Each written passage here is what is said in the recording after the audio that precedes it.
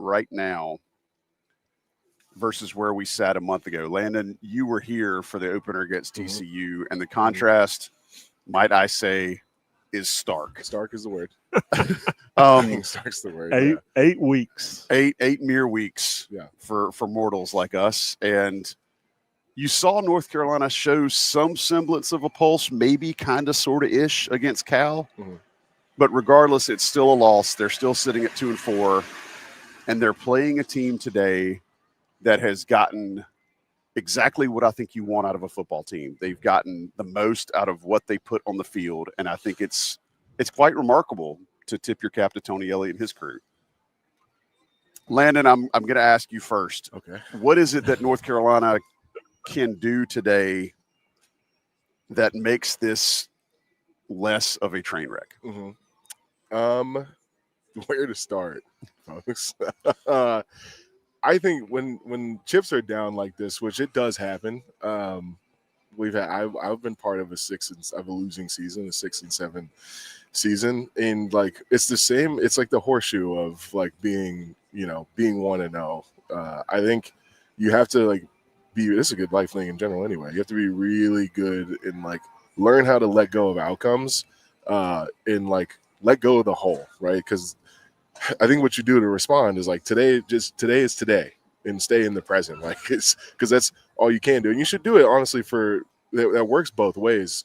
But I think what they need to do today is just treat today as today, and just focus on the task at hand, and just like have the memory of a goldfish at all times, and on a macro and micro level. Landon Lasso. Yeah. I have a question. This is going to be interesting, folks. And if you're listening to this now or if you listen to it later, Landon played college football. Landon played professional football. That will come up a little bit later. But I want to ask you a question. We've heard and we continue to hear every press conference about the process. Stick to the process, and the results will come. What happens when the results do not come and you're following the process that you're put on? Because at some point, doubt creeps in. Yeah. So as a player, the guy who's been in it, you mentioned the 6-7 season, was that process the same as the 11-1 season? How did that work? That's a good question. And I would have to objectively say that it wasn't. In some ways it was, in some ways it wasn't.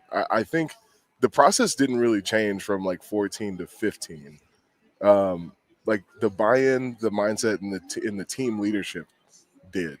And we had great guys. Like I love the 14 team, but we were just all in different directions, and we all had to like take a step back and kind of like regroup, and then we came back to the same process, but with more buy-in. So I think like that's why for me it's kind of a yes and no question, because it's like you have to keep trusting the process, because it's a negative feedback loop. If you start distrusting it, then things fracture and splints. Things are uninspired, and it's not usually like the process. We have the players. We have a legendary coach.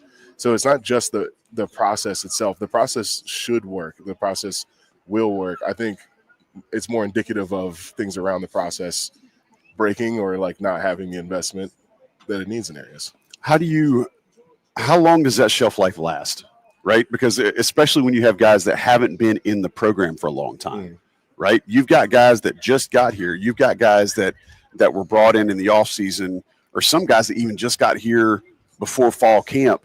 How long does that shelf life last when they can continue to try to buy in to something that's not yielding the results, or a process that's not producing something that they can tangibly lay their hands on or see? Yeah. I think if I'm hearing the question right, like I think the shelf life lasts, it's dynamic in the sense that it lasts in the maturity of the leadership on your team. That takes like cohesion, and that takes like guys stepping up and being like, hey, this didn't work for like whatever reason, but this is the plan, and we're going to like stick to it, and we're going to hold each and every one of our like you and ourselves accountable to like see this plan through. And that's like, I mean, it's not the most glamorous answer, but it's like that's just we're in brass tack season. I was going to say at this point, I don't think glamour is what anybody cares about. I think people are just looking for any semblance of life with this squad. And again, I think you saw some of that, at least on the defensive side of the ball against Cal. Tommy, I want you to go back to the conversation that you and Staples and Greg had, and we'll have Jason on here at the bottom of this hour to talk some X's and O's. Talk a little bit about I keep using the word anemic, but as the kids might say, buns, cheeks, booty, whatever you want to call this offense from North Carolina. Tommy, help. Mid. I think mid is also in play. I don't know. I think we'd like I'm starting mid. to not keep up. I think we'd almost like mid. But Tommy, go back to that conversation that you and Staples had about this offense.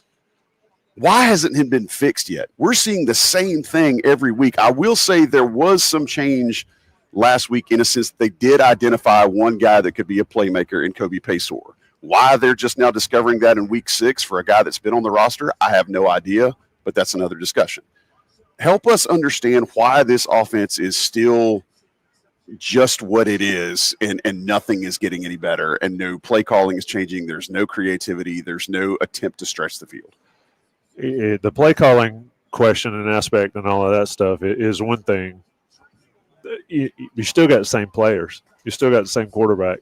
And I thought Belichick's answer on Tuesday, whenever we had him, when somebody said, "Oh, Kobe Paysor, he played well," and he was like, "Well, on pass plays, there's multiple options. It's up to the quarterback to find the best option," and so he sort of dumped it off on Lopez there. The issue, Joey, is that I still believe this offense wants to continue, or this coaching staff wants to continue to play offense like they want to play offense. They want to be a physical type offense where they run the ball to set up the pass, and I think you have to do it the other way around. I think, like Jason talked about, simplify it for Gio Lopez, read that guy, make that throw, or run. And then it changes the dynamic completely. But what we've seen is they continue to want to have Lopez do things that he cannot do successfully. And that is on the adults in the room. And I think 100% of this season is on the adults in the room. I say that all the time. But what are they going to do against Virginia? I don't know. I fully expect, what is this, 7 games? This is game 7. I fully expect we'll see the same thing we've seen every time with small tweaks. Granted, in Landon, you've seen this. They have gone a little more spread. And they got away from the TCU game plan of trying to just totally pound it. Mm-hmm. But you've got the personnel that they insist in playing. And you've got the issues across that board that they insist on saying is the best way to win. How much change can you really expect? Right. I'll say 100 times over a plate of hamburger helper that I want it to be Wagyu beef. Yeah. And it's still going to be hamburger helper, which can be good. But it ain't gonna be. It ain't gonna be what what you want it to be. I think, Tommy, you've always used that phrase, and you used it again a second ago. The adults in the room. It's just absolutely mind-numbing when Gio Lopez, anyway, is not getting off his first read that I can see. Mm-hmm. Most of the plays, by the time he, I noticed in the game against Clemson and against Cal, even when Carolina had receivers that had leverage. If you've got a guy running a skinny post, even when you had that, he's already off of, he hasn't even got to that guy because he's already either flushed or he's checked down. And it's just, he's not getting through those progressions. So it seems to me, Tommy, like an easy fix versus obstinance. Landon, I don't know if you've ever come up against that in your career, but you've played for a couple of different offensive coordinators. When you're the one that's banging your head literally against another human being on every play, how frustrating is it that the offense just isn't producing, and yet you're still having to go out there and just blast every single snap? Yeah. Well, I don't know if we ever didn't produce, so you have to forgive me as I try to understand. Subtle flex. All right. We'll allow it. Shout out 15. Yeah, I that's is like a tougher question to get in the mindset of, and just to stay focused and lock in so I can actually answer this question. The question is, repeat it again. No, it's Buck distracted me. Yeah.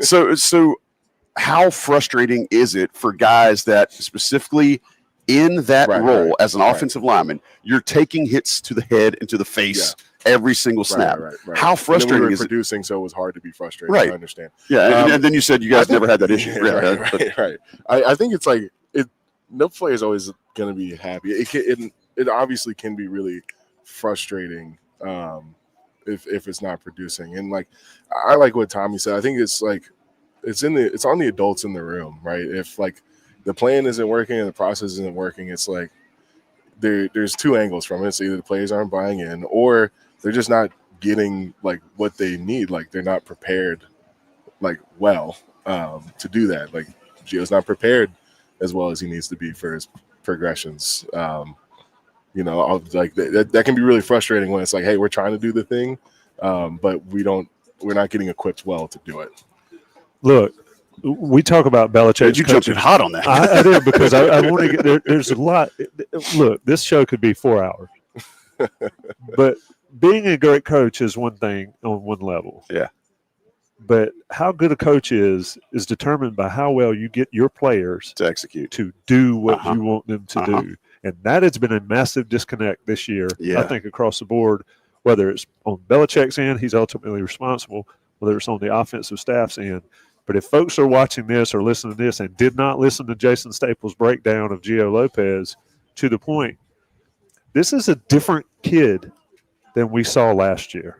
And I get it, South Alabama, the level of competition, all that. But against LSU, which is that's where you want to be. LSU is a little better than the teams Carolina's played this year. And against LSU, he had better numbers and better everything than in any game he's had this year. So I'm a visual guy. That's coaching. I'm a visual guy. Okay. And the heat map that they put on the screen during that Jason shared is absolutely just groin-grabbingly bad. Mm-hmm. That's a phrase. Yeah. Did you come up with that? No, it's an old Simpsons reference. But it's one of those things where when you see it on paper or on a screen, you're like, holy Lord, how is it this much of a contrast? Mm-hmm. Because you're seeing the same player, the same exact Gio Lopez against SEC level winning program competition. And then you look at what he did against Cal and you're like, this looks like a middle school offense. Mm. It's just the selection is rough. They're not letting him stretch the field. And that's not to say that he's throws a great deep ball. I mean, everybody sees Drake May on Sundays now, and he put an absolute ball in a thimble on Sunday. Yeah. We're not expecting that. Right. But I do think it's fair for people around this program to expect there to be some passes thrown over 20 yards over the course of a game. Mm-hmm. And you're just not seeing it. And that's where, again, to replay Tommy, and I need to get a sounder for adults in the room and just click it over and over again for Tommy. There's you on StreamYard now. We can use sounds. I've got to find a way to get an adults in the room clip in there. But it's absolutely on the coaches to find ways. And again, at Game 7, that we're having this conversation and nothing's changed. When you bring up Drake May too, it's like there is a high expectation. If you like take a step back and look at, we kind of have been QBU for a long time. Mm-hmm. You know, shout out Bren. I got you, buddy. But like Bren's great, Marquise was like a lot of like pro talent. Like you went from Yates, who is now a position coach in the NFL, and has been in the league for a long time. To Renner, we got some sunburn. To Queese, and then to Trube, and then to Sam, to Drake. Right. And you know what's wild about that? And this is not a knock on. Go ahead and say it. From a purely quarterback standpoint, Marquise was probably the most balanced. No, he was probably not the best quarterback in that bunch. I got you. But he won the most because you guys had him do things he could do. Yeah. He was a winner. Team loved him. And he balled out. Yep. And he played. He'd screw it up, but he played without fear and all that stuff. What we're seeing this year with a guy like Gio Lopez, he plays like he's worried about making Dad mad Mm. and the coaching staff mad, and I just don't understand. Marquise did not do that. No, he did not. That dude looked as loose as you can imagine. Yeah. I mean, just And he always. still is Yeah, when you that's hear true. him That's talk about it. because I'd yell at him every once in a while. But you never had to worry about that guy. Everybody. But when you look at Marquise Williams, purely quarterback skills compared to all the guys you're talking about, he's not. He wasn't the most accurate. He didn't have the best, the best set of throws in his bag. Yeah. But he won more games than any of them. Right. And they built a playbook around him. Yeah, because Yes. ball, and we'd lean into that. Yeah. And that's where I think if you're a fan of this program, which I don't know why you're listening to the show if you're not, but if you're a fan of this program, you have every right to wonder what in the sweet light blue hell is happening that you don't have a better set of plays built around what your players can do. That I think is fundamentally that seems like I mentioned middle school coaching a second ago. You've got a guy who is arguably the best coach of all time, but it's just not being brought down to the level of execution. And so wherever that disconnect is, it's got to get fixed. If anything's going to happen, we're salvaging the season. All right, we're going to take a break. We're going to come back. We're talking a little bit about both of the lines, because I'm going to tell you right now, Virginia's line play on both sides is really, really impressive.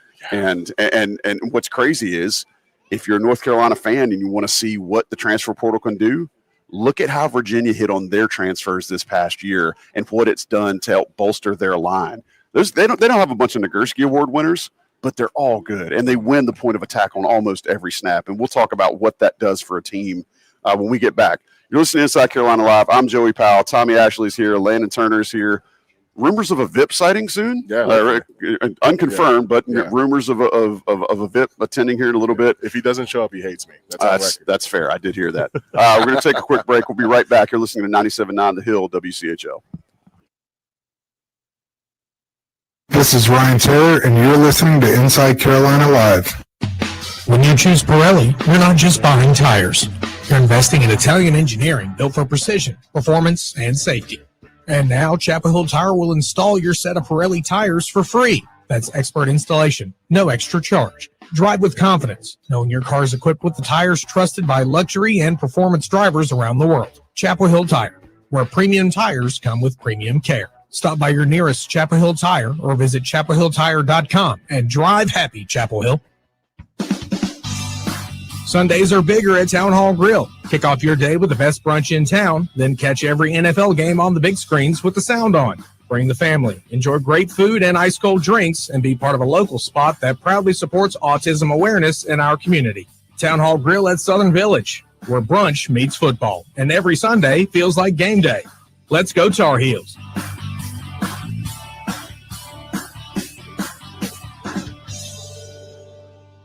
I'm Jeremy Salemson with CIMG Residential Mortgage. At CIMG, we are so proud to be your local mortgage experts. At CIMG, we loan our own money, approve loans locally, and stay connected with our customers throughout the process. In short, we humanize the lending experience. Learn more at CIMGINC.com. CIMG, lending on a first-name basis. NMLS number 39460. I'm Dana Wicker-Cantrell with Caldwell Banker HBW. I love what I do. I love where I live. Chapel Hill still feels more like a small town, even though it's got city perks. Why North Carolina is such a big draw. It is a really beautiful state for people to relocate. It makes it really easy to drive 30, 45 minutes from their business back into Chapel Hill with what we have here. For more information, go to DanaCantrellRealty.com. Hi, this is Ely from Alma's Jewelers. The flooding in Eastgate forced us to adjust, but I'm so happy to say we are back right here in our original Eastgate Crossing location. Our showroom is refreshed, sparkling, and ready to welcome you. Whether you're celebrating a milestone, shopping for something special, or just want to stop by and say hello, we are here. Thank you for supporting us throughout it all. Alma's Jewelers, proud to be part of this community, now open in Eastgate Crossing. Rams Corner is the hottest place to catch the heels, NFL, NBA, and international soccer on the biggest TVs in town. Enjoy an affordable menu with starters, soups and salads, seafood, veggie dishes, tacos, and burgers, hot off the grill. All freshly made from $7 to $21. Nothing matches it. Dine and drink on the front patio, the longest bar in town, or a party table for up to 12. Graham's Corner is at 431 West Franklin. On the corner, make it your place for food, fun, and games.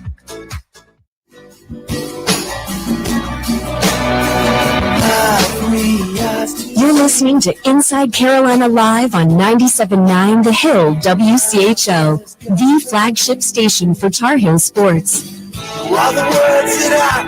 Oh, man. Collective Soul, Mr. Gregory with the bump music there back at WCHL headquarters. Vibing us, if you can vibe to Collective Soul, for those of you who are not at the show today on campus. Collective Soul, man, the world I know. The world I know right now is pain, and that's if you're watching Carolina football. It's Let's pain. have Positivity Pod. Yeah, it's not a pod; it's a radio show. Positivity You can have radio you can have Positivity Pod on your podcast. I'm trying to be day. real.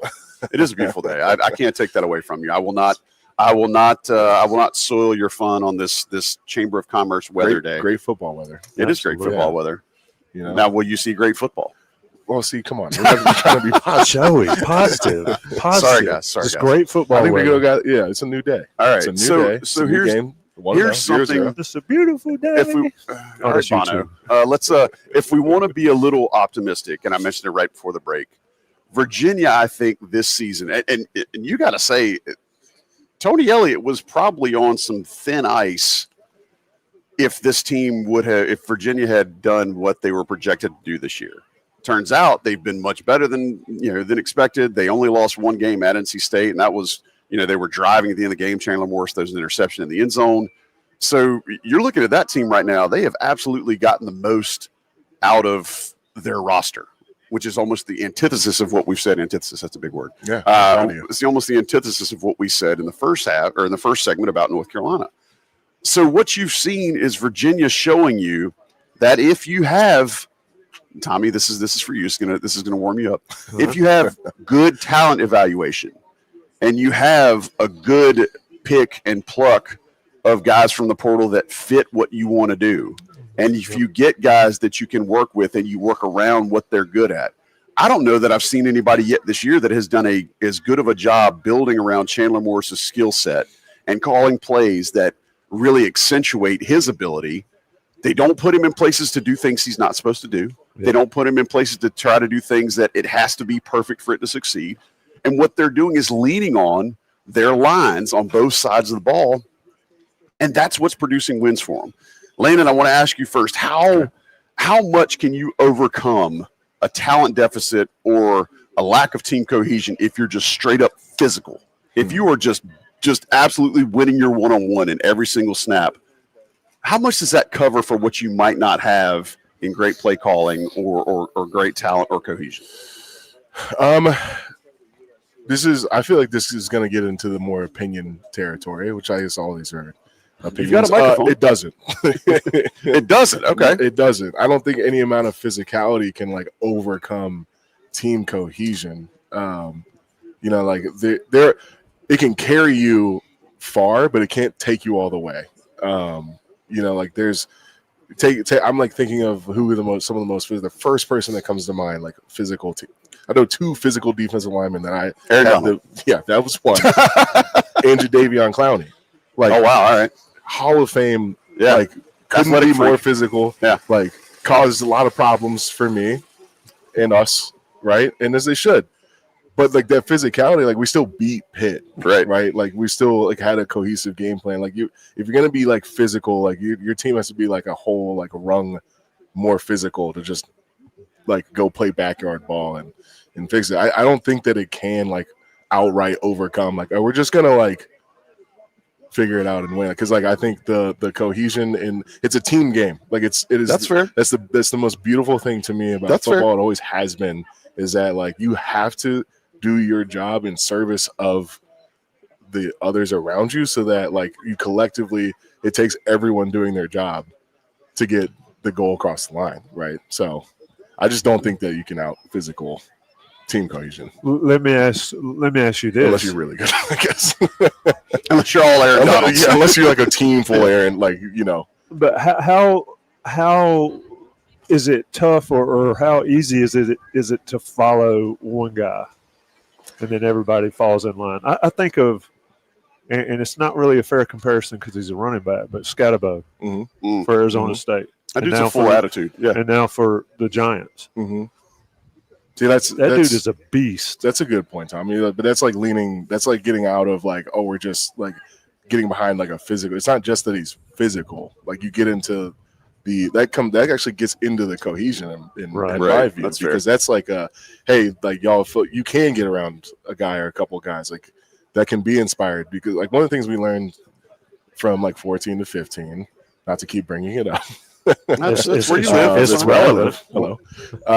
But like one of the like most marketed differences, like things we learned, like the seniors on that team learned in leadership, is like you got out of 100 people, there will be 10 like promoters and there'll be 10 detractors, and the rest of the team is just like waiting to get pulled by one of the whatever the stronger magnet is, right? So when you have a strong magnet, you brought up Scatterbo, like it inspires those like around them. So you can like that can happen. I don't know. From what I've seen, I don't know if we have that right now. Is there that? Yeah, that piece may not be on the roster. Tommy, I look at what they did against Cal last week, specifically the defense. And, you know, Cal ends up going to double overtime against Virginia Tech last night in Blacksburg. And when you know it, Virginia Tech actually found a way to win it. It's a team that's fired their coach weeks ago and found a way to win a home game in front of a half-empty stadium.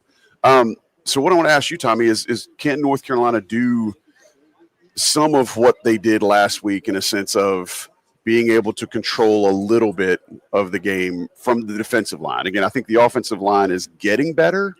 I still don't think they're anywhere close to being, middle of the league good, but the defense was at least able to do enough that North Carolina should have won that game last week. So is that something they can build on today against a really, really good offensive line unit from Virginia?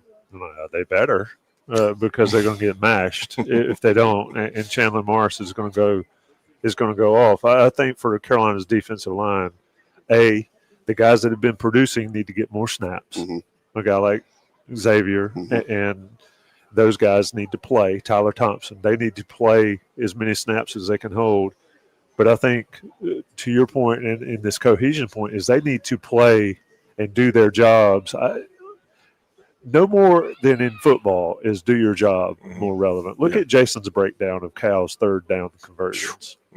Painful. Everybody did their job except one guy on both those plays, and it was play. And that's what I was saying earlier. That's all it takes. Like that's why cohesion can be so powerful, because like football is a special game and where you can beat yourself constantly. Yes. Last week, literally last week, it's, and this is, I don't even think it was necessarily Leacock's fault. I mean, he didn't have the ball in the right hand, but, there are one or two spots in that game where if you just do A instead of B, one player does A instead of B, and you get a different outcome. It's fascinating. But I think to Tommy's point, if they can't find a way to control some of that today, man, it could get ugly. Yeah, because Virginia's offense, and I wanted to, I know I'm hammering it right now, but I'm going to tell folks, when you watch, Virginia's offensive line is pretty freaking impressive. And again, if you look at the bodies that they have, they're guys that they've brought in from other places. They're guys that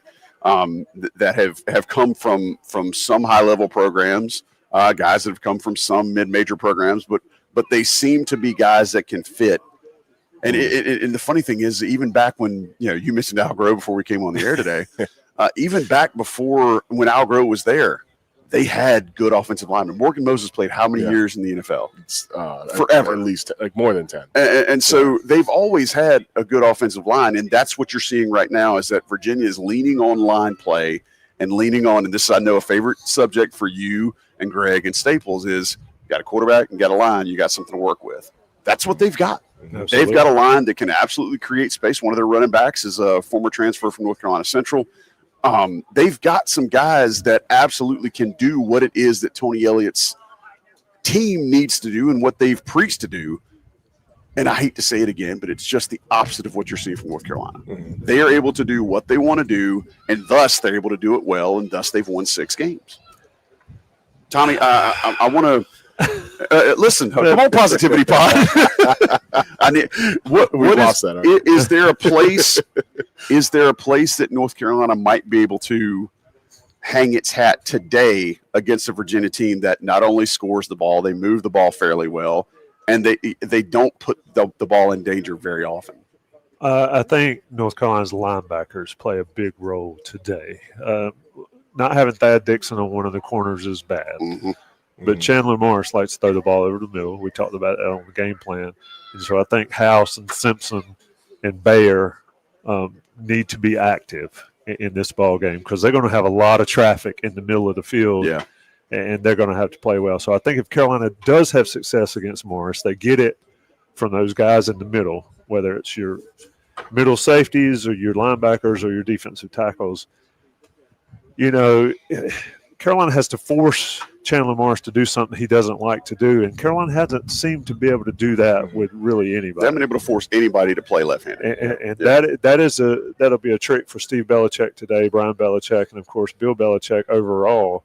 But I think if they can force Morris out of the middle of the field, either by getting a couple interceptions or a couple balls batted down, force him to get it out long and wide, I think they've got an opportunity even without Dixon out there. It's a challenge. You mentioned the offensive line. If he stays back there clean all the time, it's a long day. It's going to be a long day for North Carolina. And if you mentioned the central running back, which is interesting. You know, how far is Central from North Carolina's campus? And Carolina can't get a solid running back. You know, if they allow him to run wild, then Carolina's got their hands full on defense. But I do think the defense has played better.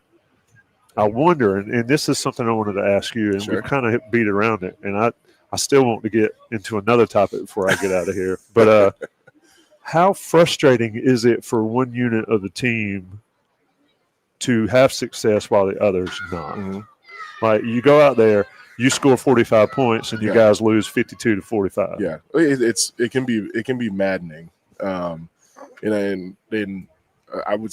My brain's like, I don't hate to say it just also comes down to like the maturity and the leadership of your team, you know, because like if you let that, like it is extremely frustrating, and I think it's very easy to let the team get necrotic in that sense where it's like, well, we scored 45 points. It's like, well, we gave up 50, so you need to, like, the attitude needs to be like, well, then we needed to score 52. Right, and that's vice versa. It's the same way with the defense. It is frustrating. It doesn't, with teams that don't have, in my opinion, the proper like leadership, particularly like in the locker room, but also, you know, from the adults in the room. That frustration will compound, right? If it isn't like headed off and like the mindset isn't shifted in that direction. So, you know, that could be playing a big factor. And this game today, like, it's really important. Like the I'm biased, but like I think both sides of the line needs to step up to like meet the challenge of like a really good offensive and defensive line. You know, and like to prove a point. If you can't make it, like the biggest thing is just like don't beat yourself. Yeah, you have to give yourself a chance to win, especially against a team like Virginia. One of the things I put in our show notes was, you know, who still has fight left on this team? What does that look like from an individual player's perspective? If you see one guy that still has fight left, what does that look like? That one guy that's fight left looks like, hey, like no matter what happens, like again, I'm going to go back to the goldfish, right? It's short-term memory loss. Yeah. It's like, how do you continue to like show up? It's like how you show up in life. Just how you, like, my stepdad told me that years ago when I was like doing bad in school. And he's like, dude, like if you just turn your stuff in, you'd be surprised at how like far it takes you. And then I did, and I was like, oh wait, that wasn't that hard. It's like, well, what happens if you like apply yourself it this time, right? And like that's what you see. You see someone who like gets, if you get hit in the mouth, it's like, are you capable of like standing up and doing the same thing again, you know? Or are you gonna fold, right? Like, you know, it's like for the South Park fans out there, it's like it's legitimately Randy Marsh fighting Bad Dad. Like, you got like, I didn't hear no bell. Like that's the kind of like, hey, that's who you see. Like it's like, hey man, I don't have lost me. Okay, Boomer. I am going that bird, squirrel. No, like, but to try to answer your question and like land the plane, it's like you have to. What you see is that players like doesn't the same play, same effort, every single time. Yeah, like the scoreboard shouldn't exist. Yeah, the stats don't exist. I got to go here because Staples is next, and then you guys got the second hour. Let's talk about. So what you're saying is you're going to blow up my clock. How much time we got left? We should be hitting a break right now. Okay, well, let's keep going for a minute. Okay. Tell me about the honor to dress out during a game. You didn't have to worry about it. I said for those of you who are listening and checking us out on YouTube, Tommy has literally been salivating at the chance to ask this on the air because I think it's a valid criticism. But to the point is that North Carolina is only dressing 55 or so players for home games. In the past, you would have almost 100 guys on the sidelines wearing the uniform. Whether they played or not, they still got to dress. Yeah. Landon. Now, and this man played in the pros. Yep. Yeah. So he understands. He's seen the 53-man roster. Yeah. I've seen it. I've felt it. I've been axed from it. Oh, yeah. I don't want to go there, but okay. Yeah. So, no, I will. It's so fine. How did that? How do you feel when you're in practice every day of the week? You do everything you're asked to do, and you're not even allowed to put the jersey on at a home game on a Saturday in front of your friends, family, parents, and all that stuff. Yeah, I just simply don't understand it. I would love to know the why behind the decision. This NIL or not, NIL is not NFL, and I just don't see the place for a couple of reasons. Like one, like I adored those guys are a really important part of the team, and the message that it sends to me from the outside in is that you're othering these people and you don't care that they're part of the team. It's you don't lose anything from what does it cost to put a jersey on that kid? It only serves to detract, right? And you also, in my opinion, you need those guys. It was really important. The 1 year I didn't, I was a redshirt freshman, I still dressed, but it was extremely important for me and the other younger guys to be behind when they come off the sidelines and hear those conversations and prepare for the future. It also teaches you to be professional, to lock in. I need to be prepared. So how do you carry yourself? Right? Yeah, exactly. So how are you going to carry? How are you expected to build depth when you're literally undercutting yourself? Yeah. The explanation is it's earned, right? No, playing time is earned. So is the clap. Yeah. What are we getting at here? That clap. You have an opportunity to wear the jersey in front of your parents, in front of all that, as a reward for everything you do in practice, whether you play or not. And for some reason, Mike Lombardi and that crowd think that it's earned to be able to put the jersey on. Yeah. I think it's ridiculous. Yeah. I understand that concept. I think that's a bit weak. And it's also those kids earned it, one, by paying them to be here. Yeah. And they also earned it because this isn't professional. NIL or not, again, this isn't professional. We're on a college campus. It's not fully pro yet. Let the kids enjoy the experience. I just don't understand. There are several other ways to earn it, and it doesn't need to be so public either. Do helmet stickers. Put plaques on the lockers. It doesn't have to be this difficult. Do something. That's just, I just don't understand it. And talk to me. I'd love to hear it. I'm not going to be abashed about it because some of the most important guys on my team are people you wouldn't hear about, Ian Dibble. Yeah. Okay. Matt Gamble, Cody Johnson, all these guys. I'd be upset. Take it when before NIL, or even now, I guess, when a walk-on guy gets his scholarship. Yeah. Those are the most special moments. Those must-watch videos. Let's take Cole Holcomb, for example. This is a great example. Who's that guy? Cole Holcomb's a great example. He's headhunter now for the Steelers. Yeah, one of the best linebackers that I got the pleasure to play with. But he didn't start that way. Yeah. He started as a walk-on kid from Florida. Matt Collins is another one, But I couldn't be more proud of those guys. And if we didn't include them and dress them, and I don't know, I've never not been on travel, so I don't remember. But if we didn't include them, because I remember them being on the sidelines, and they need to be that. And I would love to hear from them, maybe how important it was for them to sit behind after a drive and like getting the adjustments and like immersing themselves in it. You can't immerse, like, I don't know, you can't build a long lasting team. Well, and I guess this is going to sound really bad, but Tommy, what's next? You don't let the kids eat in the cafeteria. You don't let the kids go to the train. Like what? Well, depends on what you hear. You see what I'm getting at. All right, we got to take a break. That loud noise you heard was Tommy absolutely nuking our clock, but I'm glad we got to talk about that because I think it's an important issue. We're going to be right back. Tommy's going to talk with Jason Staples, talk a little X's and O's. We appreciate you being here. This is Inside Carolina Live on 97.9 The Hill, WCHL. This is Zach Penalto, and you're listening to Inside Carolina Live. Hey, Tar Heel parents, Adam Bishop, senior pastor at New Hope Church, and we've recently updated and renovated our entire children's ministry space with your baby, preschooler, and elementary student in mind. We would love for them to get to experience these new fun environments where they'll grow in their faith and make some new friends this Sunday. Services are available at both 9 and 11 a.m. Check out newhopechurch.org for more information. We can't wait to see you this Sunday, and God bless our Tar Heels. For over 2 decades, there's been no better place online for the Tar Heel sports community than Inside Carolina. Now with the On3 network, you can still find us at InsideCarolina.com, but you will need to reactivate your subscription, and you can do so today for $1. Access in-depth daily content by joining the best community for Tar Heel sports around. The Tar Heels are your hometown team, and Inside Carolina is your hometown site for Tar Heel sports. My name is Ben Johnson. I oversee the design and pre-construction process at Will Johnson Building. The synergy that we get in delivering everything that we do under one roof. So design in a vacuum is sort of useless, but when you have design, construction, interiors, the budgeting, and you get that highly collaborative, interactive experience within our company and then with the client as well, that typically results in projects that are timely and on budget. Go to WillJohnsonBuildingCompany.com and see for yourself.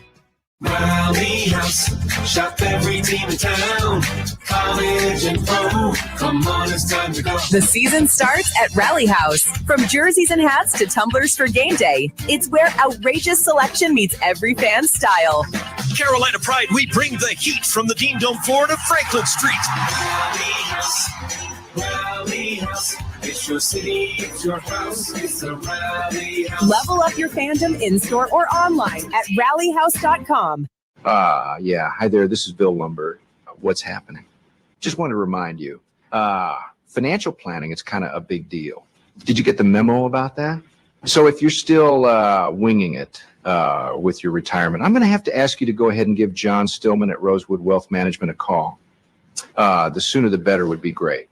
Okay? Bill Lumberg is a fictional character and therefore wasn't compensated for this endorsement. However, Carolina Wealth Stewards doing business as Rosewood Wealth Management is a real registered investment advisor with the state of North Carolina. Hello, Tar Heel fans. I'm Robbie Oakes, Managing Director of CIMG Residential Mortgage and the Robbie Oakes Mortgage Team. As a Chapel Hill native and a UNC grad, I am proud to lead Chapel Hill and Durham's #1 mortgage lending team. So we can help you buy or refinance here locally or anywhere from the mountains to the coast. Find out how today. Visit CIMGINC.com for details. CIMG, lending on a first name basis. Go Heels. NMLS number 39460.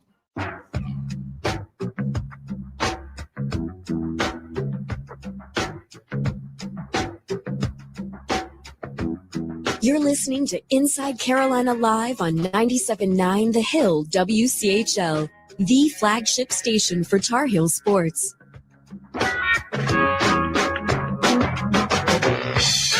Welcome back into Inside Carolina Live. Jason Staples on the phone. Jason, we do this every week. We've done these a lot over the last several years. And this is one of those games where I think you have an opinion of what might happen, but we're going to do it anyway. Virginia comes in. We've talked about Virginia a lot over the last few days. Obviously, Chandler Morris, top flight quarterback, out of the portal. And they have other things going for them. But one question I wanted to ask you, they are old on offense, significantly old. 11 guys on the starting roster. And with Cam Ross out, I'm not sure about his replacement. But at any rate, how important is it to have that seasoning, that veteran aspect of an offense, of a college offense these days? It seems like older teams generally do well. Your thoughts on that aspect of Virginia's offense? Yeah, I think though many of the listeners who are of the age to actually remember this stuff, to have been through these experiences, might remember the difference that they had just in terms of strength and maturity between, say, the ages of 18 and 22, 23 years old. And some of these guys are 24 and 25 years old. I mean, Chandler Morris is a sixth-year guy. I mean, we're still dealing. This is the last season, so I'm told, of the COVID redshirt guys coming in.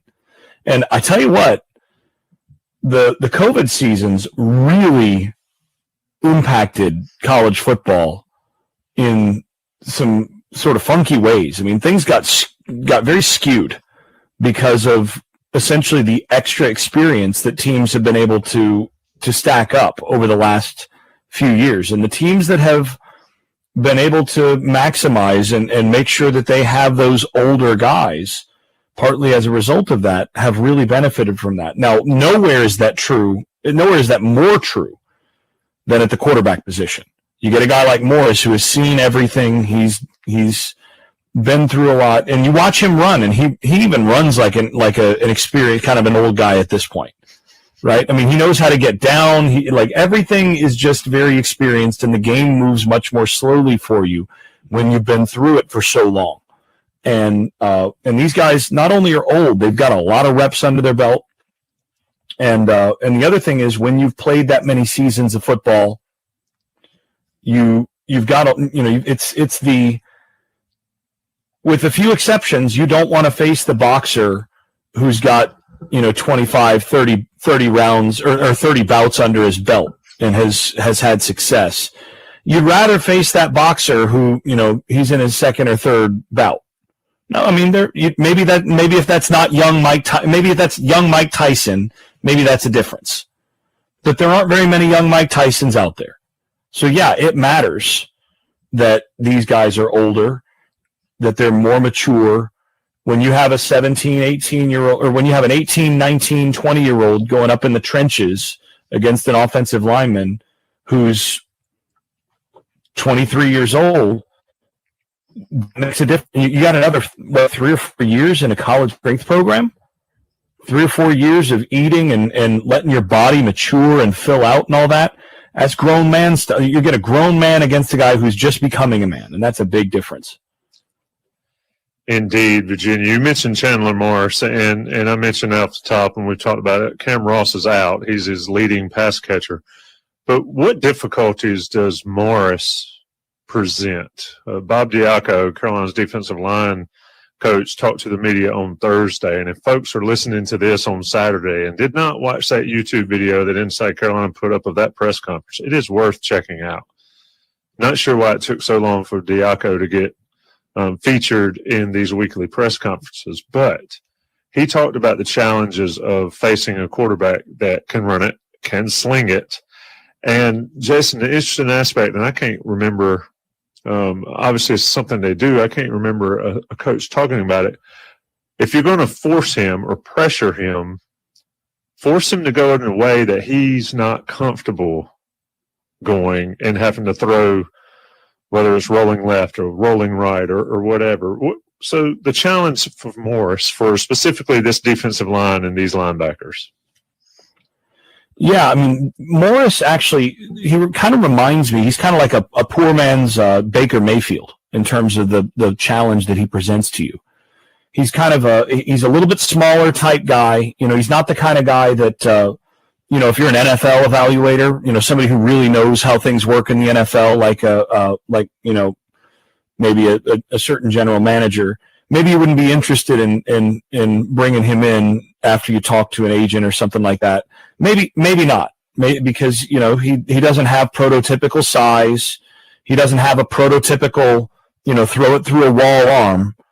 But he's one of those guys. He's a bit of a gunslinger, and that will bite him sometimes. I mean, the loss that they had to NC State came when he threw a very ill-advised pass down inside the red zone when they were going into score to win that game, and he took a shot, and it was a gunslinger type throw, and it got picked in a one-on-one situation, and he just didn't put it in the right spot.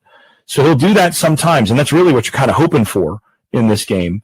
But the danger with him is that if you do blitz him, it doesn't seem to affect him as much as it does some other guys. He sees the field so quickly and gets the ball out really quickly, and as a result, you can get cut up really quickly if you blitz him too much.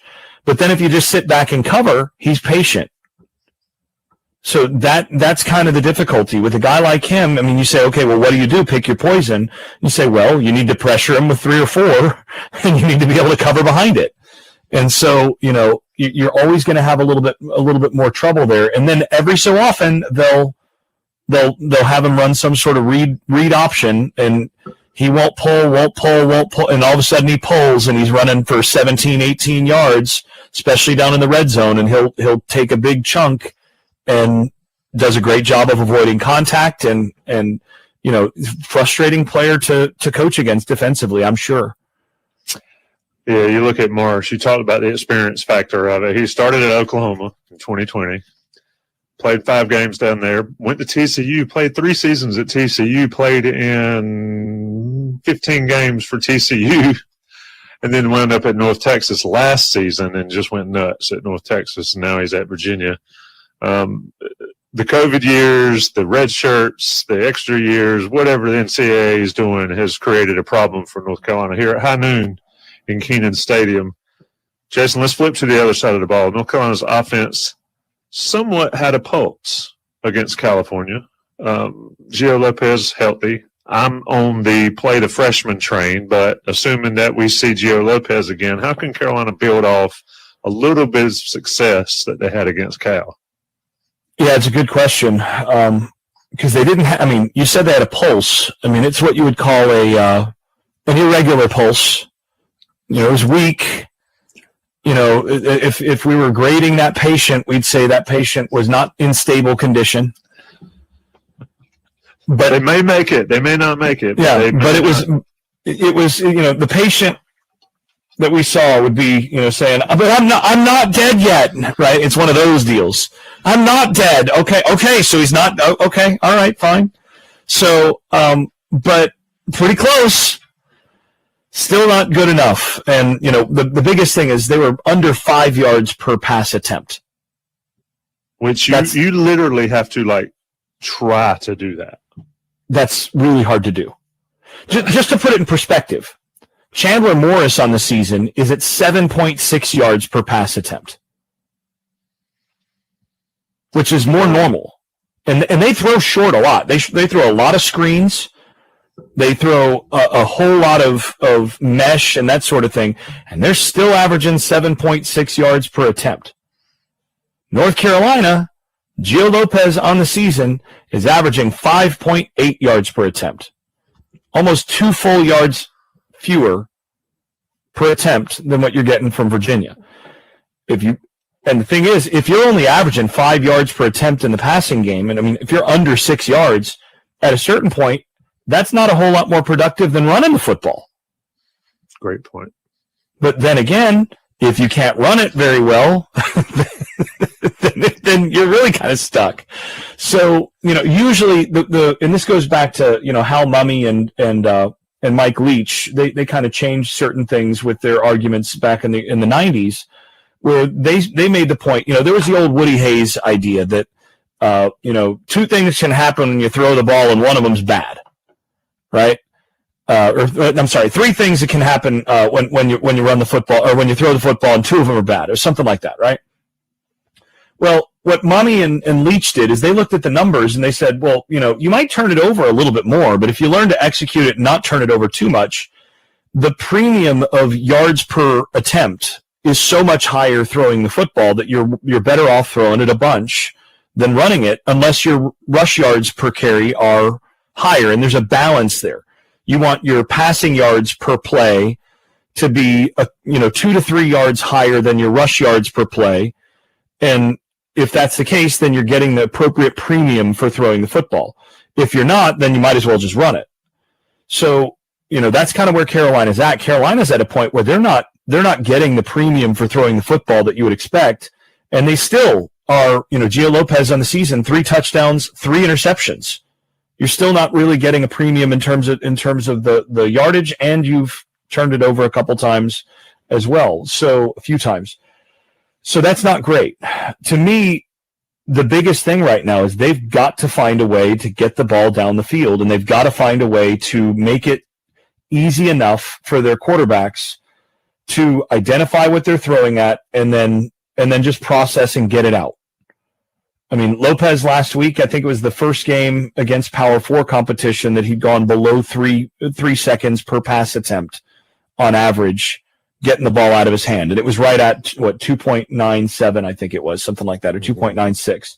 So not much below. And this is where I kind of wind up with you. If you're getting slow processing and not pushing the ball down the field with a lot of success from the older guy, well, I mean, might be worth taking a look at what you might get from one of the younger guys. I mean, they're probably not going to process that much more slowly, and we do think that they have more arm talent on the whole than what you've got. So maybe that's worth it. But regardless of who's under center or taking shotgun snaps, they've got to figure out a way to get the ball advanced up the field, and they've got to find a way to also have some short passing game, whether it's mesh or something. That's where you've got the 2 shallow crosses, and you got to find something that you can just rep over and over again to the place where your quarterback's comfortable with it. Well, I'm going to ask you a question that I asked you on the game plan Thursday night, but I think it's relevant for folks that didn't listen to that. Why is it so difficult? I mean, it's not like, okay, Clemson game, I will say they did not have a lot of guys running free. But every other game, they've had guys running free in the backfield. Even on the swinging gate play against Cal, a good throw, and that's a walk-in touchdown. Well, an earlier throw, and that's a walk-in touchdown. Yeah, exactly. So why is it so difficult for it to be seen? And, well, I'll save that. Folks can go listen to the game plan because I asked the follow-up in the game plan. But these short throws, they don't appear to be check downs. They appear to be get it out to your flat or whatever. So answer that $60 million question. Well, I mean, again, you know me, I like to use a lot of other sport analogies for these sorts of things. And, some point guards just see the court better. Right? I mean, some guys, that's just the way they're wired. Like, I think there's a certain amount of innateness to this. I mean, I did coach quarterbacks, and I fancy myself that, I did help quicken the decision-making process for the guys that I worked with some of the stuff that we really worked on in terms of drills in practice. I did some things, that were sort of unorthodox in terms of trying to teach guys how to throw to space rather than throwing when a guy actually looks open.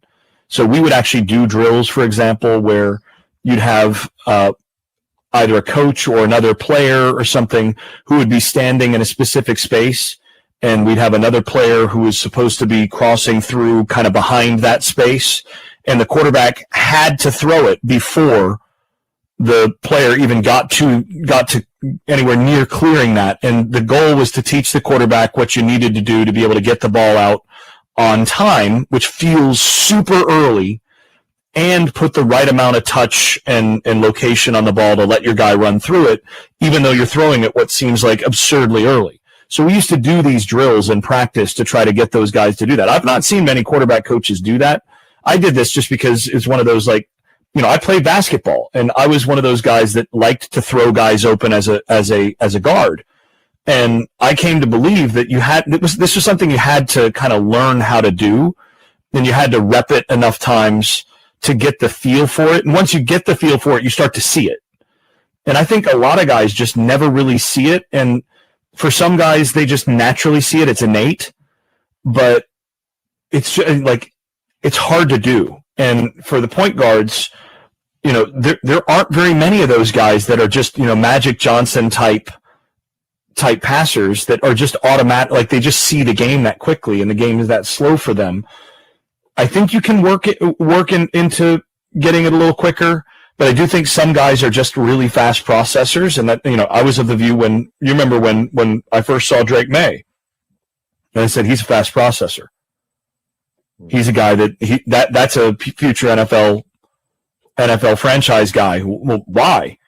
Well, his feet are a mess, and mechanics could be a little better, but he's got the hand talent. But the biggest thing is he's a fast processor. He's going to be able to throw guys open. He understands, and Drake May's a really good basketball player. He understands how to put the ball in places to set your guy up for the assist.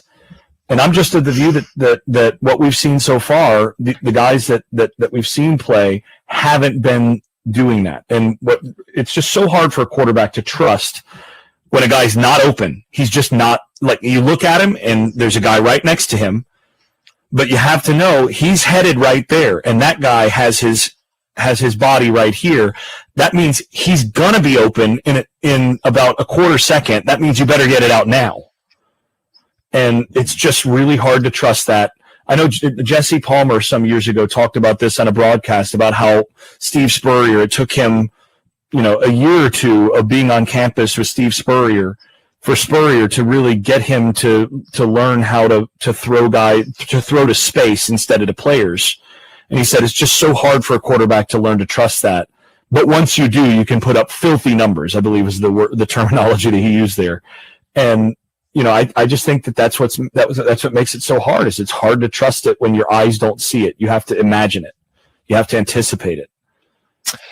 That is the challenge for North Carolina's offense. North Carolina's defense going against a quarterback that does see it in Chandler Morris. It'll be an interesting battle. Jason Staples here on Inside Carolina Live. Jason, I'll talk to you in less than 24 hours as we break this one down. But until then, my friend, take it easy. Yeah, I enjoyed it. Stay tuned to Inside Carolina Live here on 97.9 The Hill, WCHL. This is Anthony Elsie, and you're listening to Inside Carolina Live. Go ahead. It's time for the Chapel Hill Tire Drive Happy Drive of the Game. In UNC's last-second loss to Cal, Carolina opened the fourth quarter with an 11-play, 84-yard drive, capped off with a 4-yard touchdown run by Davion Goss and a 2-yard reception by Ben Hall for the 2-point conversion to get the Heels within 3 points of the lead. Cox comes in motion. Lopez, it's a toss sweep to Goss, right side. Goss cuts up and gets in. Touchdown, Carolina, the Heels within a score in the fourth. Now Hall comes in motion.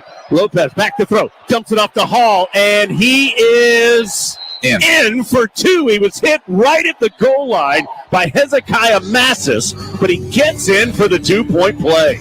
That was this week's Chapel Hill Tire Drive Happy Drive of the Game. Save $50 when you spend $150 or more on automotive services during football season at any of Chapel Hill Tire's 12 area locations. Use promo code GOTG25 when you schedule your appointments, and drive happy, Tar Heels.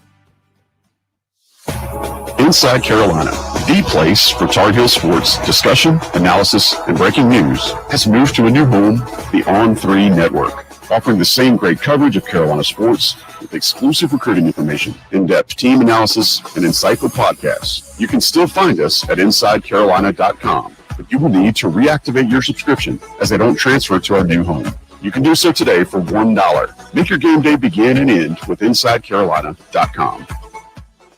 Hi, I'm Randy Cox, Chief Business Development Officer for Coldwell Banker, Howard Perry, and Ralston. I oversee the 12 offices in the Triangle. We consider ourselves trusted advisors. We try and provide an education to the consumer that's coming in from out of the state or maybe not as familiar with Chapel Hill as those that are local. And so we try and provide them information so that they can make an educated decision on what is best for them.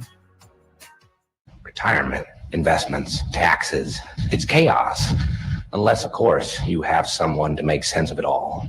You should call John Stillman at Rosewood Wealth Management, the one who brings order to the madness. Because you see, money's not a joke, but mismanaging it, oh, that's a real punchline. Why not? Make the call. The Joker wasn't compensated for this endorsement because he isn't real. However, Carolina Wealth Stewards doing business as Rosewood Wealth Management is a real registered investment advisor with the state of North Carolina. Hey Tar Heels, Adam Bishop here, senior pastor at New Hope Church in Durham and a big Carolina fan. Whether you're celebrating a win or down at halftime, you'll find hope, community, and a place to belong at New Hope. For over 20 years, we've been a diverse faith family where people build lasting friendships and make a difference together. There's a seat waiting for you. Visit newhopechurch.org. We can't wait to meet you, and God bless our Tar Heels. Hi, it's Jones Angel, voice of the Tar Heels, and you're listening to your flagship station for Tar Heel sports, 97.9 The Hill, WCHL, Chapel Hill. You're listening to Inside Carolina Live on 97.9 The Hill, WCHL, the flagship station for Tar Heel sports. Inside Carolina Live, Hour 2. Tar Heels kicking off against the Cavaliers at noon. Our guy Wes Durham on the call today. So be ready for that. We will take you right up until 11 where we'll hand it off to our friends at the network. And they will take you right up to kick off. But we're glad you're here. We're glad you're making us part of your Saturday pregame ritual. Tommy Ashley was with us in the first hour. He has since been swallowed up by the Gremlins in the Bulls lot. Landon Turner is still here with us. We still have rumors, unconfirmed sightings of Taylor Vipless appearance, but that is yet to materialize. So I guess we're in a Vipless watch. We are. We're not in a warning yet. We're VIP watch. A VIP watch. All right. Yep. The Kaiser Soze of Inside Carolina staff, Taylor Vipless. So as we've talked about in the first hour, there's just a lot of not good around this program right now. Right. I don't want to lean too much on this thought of pride because pride isn't quantifiable. Mm-hmm. But I do think there are some things that you can't have an absence of and expect to be successful. And I think pride is one of them. Yep. How does a team bootstrap itself, motivate itself, kick itself in the pants, and find some pride when there's just – and again, I'm not trying to – that 14 season, you guys had some rough outings. Yeah. But you still found a way to win half your games and go to a bowl game. Yeah. Less than. But it's how do you find yourself to – how do you find that motivation within yourself? And does it have to be by each guy, or can it be done collectively first? Like I know it's chicken and egg, but just explain to us, how does that kind of take place? Because it's just so lacking right now. Yeah, that is the conundrum. It's certainly a chicken and egg situation. And like, there's a lot of bad around me. The karaoke happening behind me is going to be so distracting. That's also this question. When you talk about doing your 111, we got to focus on the task at hand, do our job, and not get swept up by the bad karaoke behind us. Yeah, and let me try to anchor myself to the pride aspect. No, it's not quantifiable, but like it is huge. Like there's both. You need both. It's column A and column B. Right. You need to be able to like see on a micro level, see within yourself is like, why are you playing? Right. Like at the end of the day, like you're gonna take the field. You're on the team. You have to take the field. Like, what kind of person do you want to be? Yeah. Like, what gets you out of bed this morning? Right. Like, yeah, maybe you don't want to be there, but like, don't make it worse by just like I'm phoning it in. Like, because at the end of the day, like the eye in the sky don't lie. Like, it's still like one, there's scouts looking. There's other like.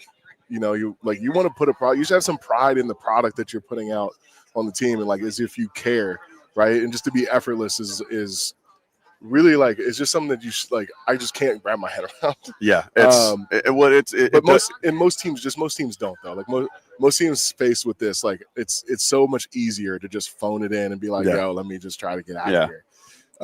So on a collective level, I think it takes the individual level to fold in and pull the collective. I think the individual comes first in focusing in. Speaking of individuals, Taylor Vipless is here for the karaoke show. What's up? Oh, look, it's like big spoon and little spoon. Yeah. That's cute. Yeah, takes me back. Vip, I'm going to go ahead and tell you now, if you have not tried to focus lately, this is going to test your mettle because there is really bad karaoke going on behind us, and it's incredibly loud. A little bit of Kelly Clarkson. Yeah, they were doing Kelly Clarkson. Since you've been gone? Yeah, absolutely. Yeah, good call. Yeah, so we're glad you're here for that. Taylor Vipless is joining us live from the beautiful streets of South Florida. Vip, one of the things that we're talking about is this football team and this season has just gotten so sideways. How in this, how do you find deep enough inside of yourself to show up and at least earn something for your own name, for the, whether you're playing for the front of the jersey or the back of the jersey? How do you get yourself in that stadium and still have some pride for something when it looks like there's kind of nothing that's really working? Yeah, I think it comes down to that pride and that connection that you have with guys in the locker room. Like, there were times when me and Landon were playing where, like, maybe we thought like the coaches were doing something differently, but like what kind of brought us all together is when we were in those like meeting rooms and we're like, we're a lot better than what we were showing on film in like that 2014 year. And then 2015, it's like all about your leaders in that locker room, where it's like, if we have a Landon, if we have a Mac Hollins, if we have a Jeff Schottmer or Shaquille Rashad, it doesn't really matter what the coaches are coaching to an extent with the X's and O's. At some point, like, you just need your leadership to take over and play for that guy next to you. Yeah, and that's I want to expand on. That's exactly it. Like, playing, have some pride. If you like can't dig deep for yourself, at least do it for the guy next to you. Who's also like working his butt off. I forgot where we're at, but working his butt off next to you. You know, like, that's like one of the things that, like, if you don't do it for yourself, at least do it for someone who's like, who's counting on you. Like, it's like we mentioned earlier in the show, it was like, it's a team game. It's one of the most beautiful things about football. It's like, at the end of the day, you got to do your job for your brother, for the guy in the trenches. And if you like, at least do that. If you can't find pride in that, then maybe you just don't belong on a team. Like, I don't understand. Well, let's push this a little further. And Taylor Viplis and Landon Turner join us here on Bad Karaoke Inside Carolina Live. Yeah, again, forgive us with the noise behind us. There's some folks out here enjoying their tailgate. I'm a little jealous, actually. Yeah, there are some things to be jealous about. When fans and media doubt you, what does that do to a room? Because there's always going to be some guys. I know what the party line is. I know people say, "Oh, we're tuning out the noise." Mm-hmm. I'm calling BS on some of that. Some of it gets through. I don't care where you are, unless you live on the damn moon. Yeah. Some of that is going to get through. So, what does that do to a locker room? I've always heard it can either galvanize you or it can fracture you. I want you guys to tell me from an individual and then from a team perspective, how does that play? Do you want to take this one? I think as much as people say tune it out, it's hard to tune it out when you're an 18 to 21-year-old on campus. You go to class. Yes, right. yes. Right. And it almost feels like you're wearing like your Carolina football stuff. It's like a brand that you're carrying around on campus with you, where it's like, man, we just had like this really bad loss. Maybe I don't wear my Carolina football stuff today. Right. But somebody like Landon, he can't hide it. I could hide it 5'8". Somebody that big, they're like, oh, that's got to be a football player. Yeah. But it's something that you kind of just have to come together in the locker room and realize that, like, people could say whatever they want on the outside.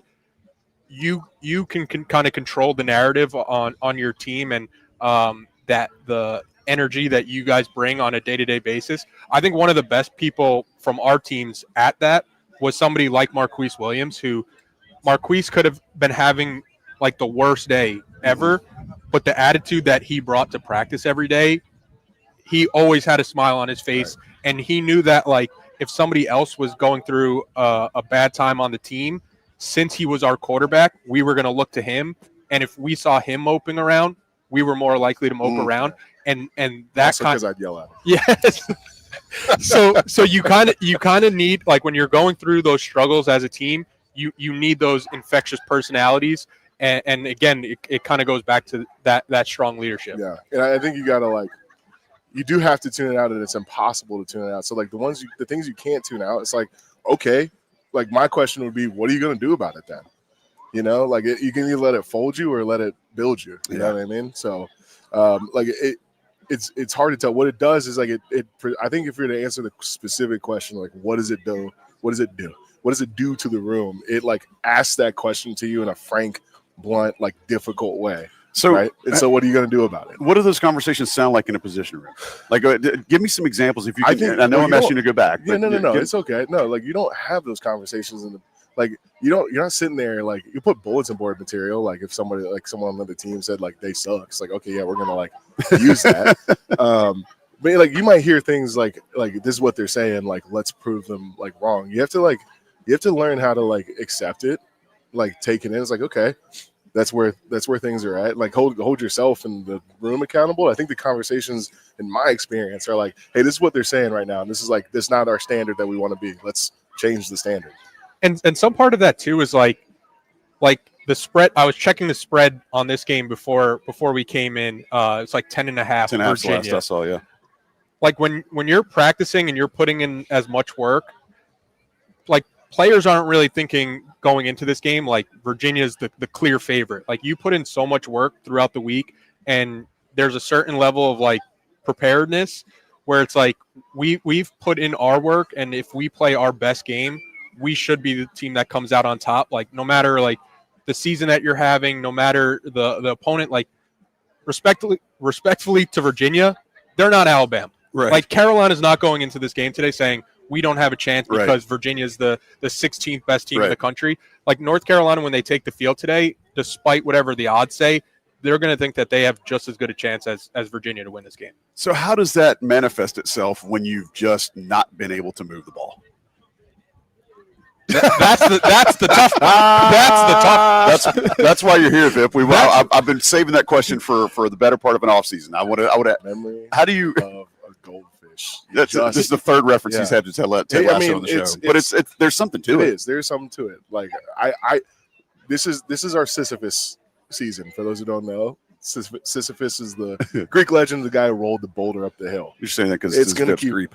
Vip's Greek. Yeah, that actually works out great. Yeah, it's going to fall down the hill over and over again, but like the boulder's still there. Just keep picking up. This is all you can do. So we'll take it a little further with the fish reference. Just keep swimming. Yes, while finding channel your inner Dory. All right. Don't actually say it in the locker room. I don't think it's going to inspire anybody, but Yeah, if you're this North Carolina team, you have to just like trust your process and that your opportunity's coming.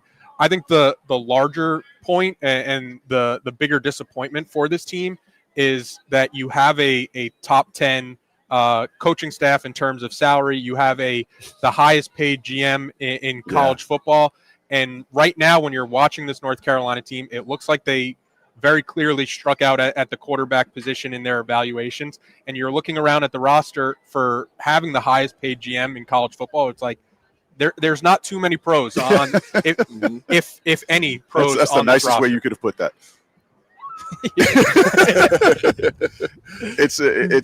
And there's a big disconnect. And we talked about it in the first segment. Taylor Vibson, Landon Turner joining me. I'm Joey Powell for Inside Carolina Live. We talked about that big disconnect in the first segment, Taylor. I'd be interested to hear, how do you think North Carolina bridges a situation where I'm going to make a huge assumption here and just say that there is a huge disconnect between what the staff wants to be and what is showing up on the field? How does that gap get covered? How do those two entities get brought together?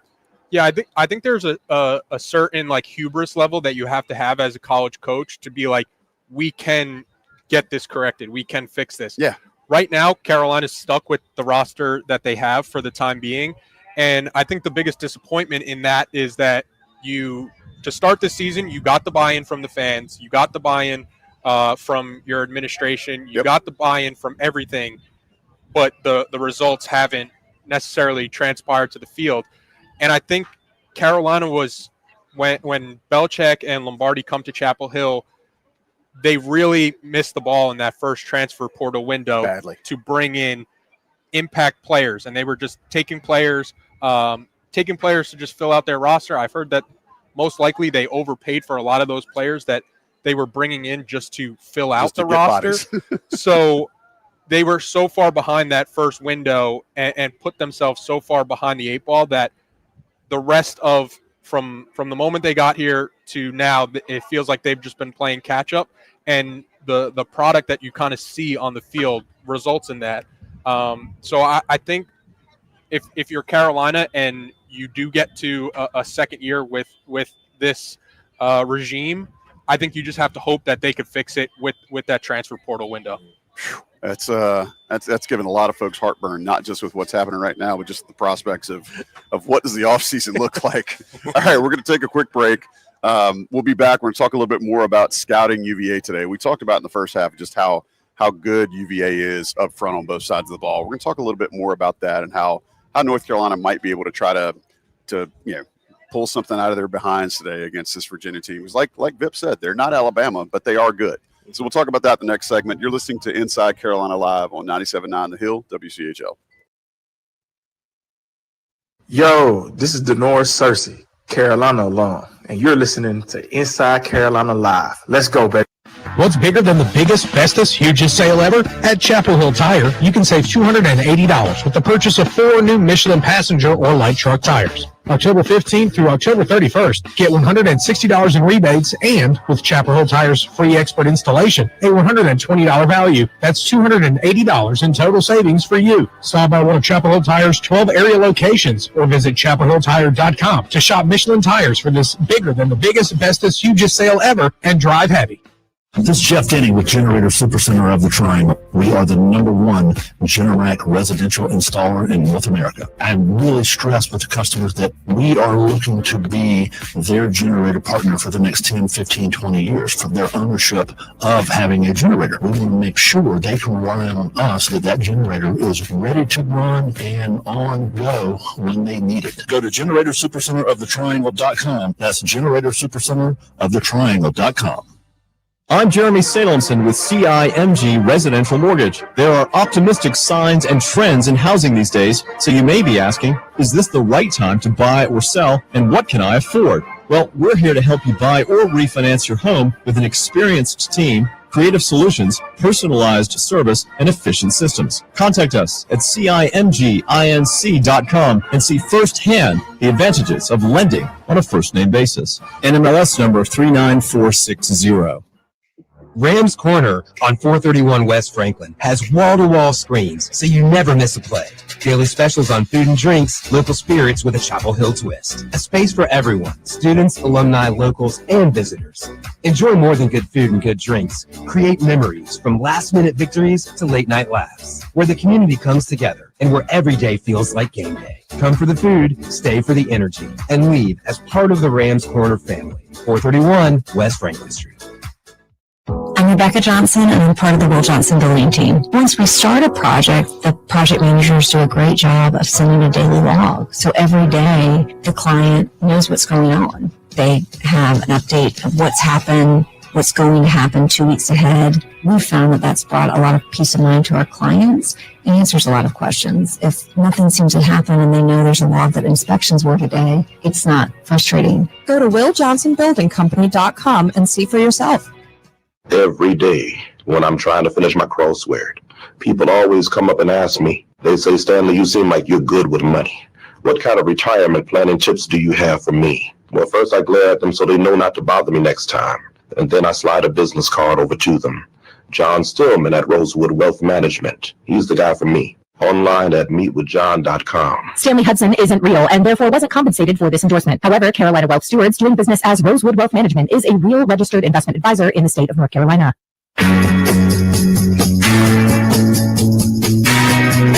You're listening to Inside Carolina Live on 97.9 The Hill, WCHL, the flagship station for Tar Heel sports. Inside Carolina Live. Standing on people's cords, trying to get us back from the break. I'm Joey Powell for Inside Carolina. Taylor Viplis all the way up from beautiful South Florida in the freezing cold. He does have a pretty pimp sweatshirt on. Is that all right? So is that a real old sweatshirt? Or is it a throwback? Abercrombie. Oh no! Stop. Yeah. Wow. So Abercrombie's in the throwback gear game now. You know what? I know where I bet you could find a legit one of those. Where's that? Johnny T-shirt. Johnny T-shirt. Just saying. I mean, it's. I know they don't have. I know they don't have those in. I know they don't have those in West Palm, but they've got one here on Franklin Street. And I know if you're within the sound of my voice, whether you're in town or if you're watching us on the old YouTubes, there, Johnny T-shirt is your spot. So we appreciate them sponsoring the show. Today against Virginia, I think Vip made a great point earlier. They're not Alabama, but they are a team that's getting the most out of what they have right now. That being said, where do you guys think, and I'll start with you, Vip, where can North Carolina steal some things today? Where can they kind of make some momentum on their own, whether it's turnovers, special teams, explosive plays? I don't know that you're going to see North Carolina show up and all of a sudden, have 2 plays and score a touchdown. That's not a thing. But where do you think they might be able to manufacture some momentum or make things easier on themselves? It's got to be creating turnovers on the defensive side of the ball. For as bad as this season has felt for North Carolina, I don't think the defense has been as bad as like the numbers may suggest. The defense has been the thing that has kept them in the games that they have been in. You look at that TCU game, the defense played pretty well until the second half, and the wheels kind of fell off there. You look at the game against Cal last week, and again, it was the defense that was keeping them in this. Carolina's offense, the way they're constructed, they're never going to be like that big play, explosive offense. They kind of have to just take what the other defense is giving them. So if Carolina is, 1, able to create some turnovers, and then 2, with their offense kind of control the clock and maybe shorten this game, I think that's the best formula for this North Carolina team to win. I mean, if nothing else, Bill Belichick is known for his ability to slow a game down, right, and find a way to just grind clock.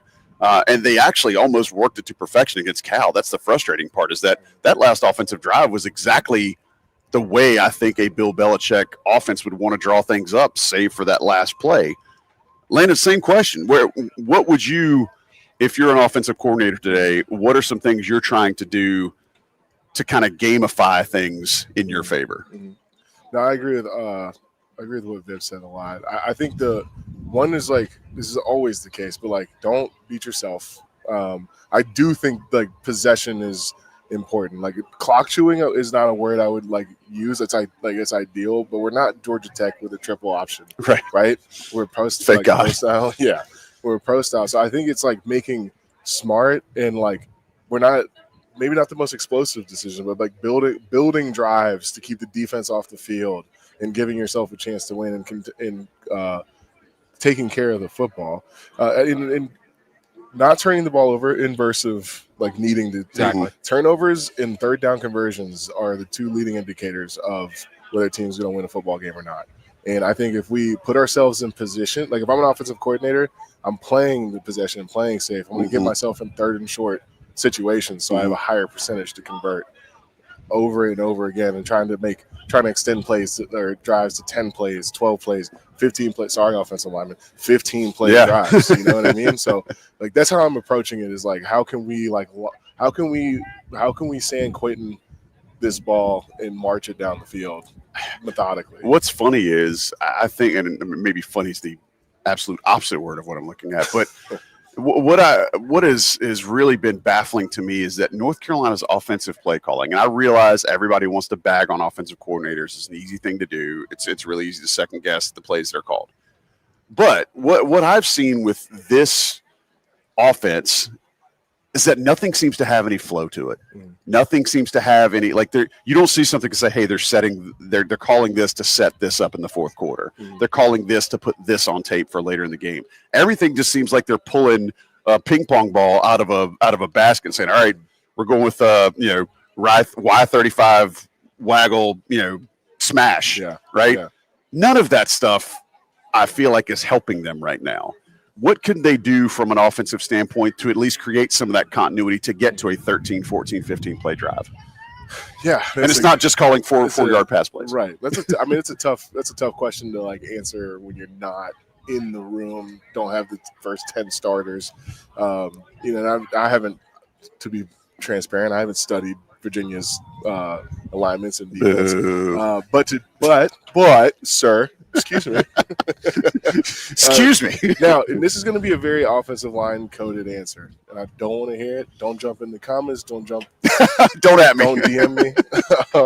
But like, I think it really is like setting and telling, like, you've got to try to like find what run game works for you, and like make them play a perfect game. Like, do the things that make them play a perfect game. Make them have to respect a dual threat quarterback. Make them have to respect, and make them so they can't just like go all in on like, well, they can't run it, we're going to pressure them. Like, don't get yourself in third and long scenarios, right? Call things that you can execute. Call things that you can execute, and whatever that looks like. Now, me as an offensive lineman, I'm like, just run duo, but that's not necessarily what this team. That's not this team's strength, right? So like, move the ball, like hit outside zone, try to create cutback lanes, try to create something where like the defense is moving and isn't just like settling in. Yeah, that's how I would try to extend the drive, whatever that looks like. Based on the game plan in the film, that's what I would do. Yeah. Off that point, I think the biggest disappointment for me and my expectations for where this offense should be and where this offense actually is, the entire offseason, they were billing Gio Lopez as this dual threat quarterback. And he's struggled in the passing game for sure. Like he looks late on a lot of his decisions. He looks a bit hesitant to pull the trigger at times. But it doesn't even feel like Carolina's trying to get him involved in the run game. They're not so moving it's like the pocket. They're not doing any of that. You advertise this quarterback as a dual threat. We saw the highlights of him at South Alabama where they used him as a dual threat. And right now he's a non-threat for this North Carolina team. So it's like you kind of have to find some kind of balance because there's been times, albeit Max Johnson goes in when the score's way out of hand and defenses are playing a different style of defense against this North Carolina team, but what you're asking your quarterbacks to do, it doesn't feel like you're putting Gio Lopez, who is already struggling adjusting to the Power 4 level. You're not putting him in the best situations possible. You're not calling stuff that accentuates his strengths, or you're not even calling things that look easy for him. Like even some of these, short perimeter passes that they're calling, it's like he's either moving across his body, he's going against the flow of the offense, and he's having to make like almost a pinpoint throw. It's not like it's just tunnel screen stuff. It's like he's having to make quick outs, and it just that's not in his bag. And the fact that they still keep going back to that is, it's putting your nose on a really, really sharp saw blade. Just get some outside zone and some wagons going, man. I don't know. Landon, I would love nothing more than to see this team run some duo. Like I just they don't have the horses to do it. I don't care who you are. I'm just gonna say run duo. That's fair. I will say the touchdown play that they called last week against Cal. It was the first time that I can remember seeing in a while where they got the offensive line out and moving. Yeah. They actually called those guys and had some guys getting around the corner, and it made it easier. Cal's not the 86 Bears, but it was the first time I'd seen them actually kind of stretch some things other than just lining up and going straight forward. You'd like to see them have some of that creativity. When you're thinking about North Carolina and how they can win this game today, what does it have to look like, right? And we'll get to predictions in the last segment, but if you're drawing up a recipe today, Vip, you alluded earlier, turnovers from the defense.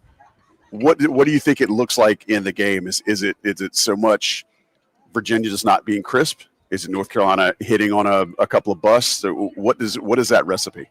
I think for North Carolina to win this game, they're going to have success on the ground, whether it's getting Gio Lopez more involved in the run game. You saw somebody like Ben Hall have a better game than he's had all season. Last week at Cal, we've seen what Damon June can do in spurts for this North Carolina team. And you're going up against a Virginia team. Yes, they're a top 25 team, but you're kind of looking at their resume. They have a non-conference loss to an NC State team that's like, is that NC State team that good? Probably not. They win in overtime against the Florida State team where at the time, yes, it looked good because Florida State beat Alabama, but also Florida State hasn't won a conference game yet. They struggle against a Stanford team that everybody kind of had projected to be towards the bottom of the ACC. So the ACC is one of those like strange conferences where it does feel like outside of maybe like the Miamis this year, any team in this conference can beat any team any given week. To use Landon's word from earlier, mid. Yeah. The whole league is mid. What I would add too is like I think that UNC needs to build on the Cal game last. It didn't go the way we wanted. Like you take aside like who Cal is, like take the positives from that game and like having a better defensive showing. Yeah. Like learn. Hopefully we're learning from that this week and like kind of applying like, hey guys, we can put this together. And I think that's kind of focusing on that and making sure you take care of the football. All right, like make Virginia lose the game. That's how UNC wins the game today, by just like showing up, like just playing as fundamental football as possible, moving the ball, and like holding on to it for as long as possible. Yeah, fumbles are bad. Yeah, and I mean just not that, but also possession. Yeah, you know what I mean. Like I think we need to play like you can't have 8 3 and outs in the first half. You can't have 8 3 and outs. Like we need to play a patient, like maybe for some like a little boring football today. You know, like.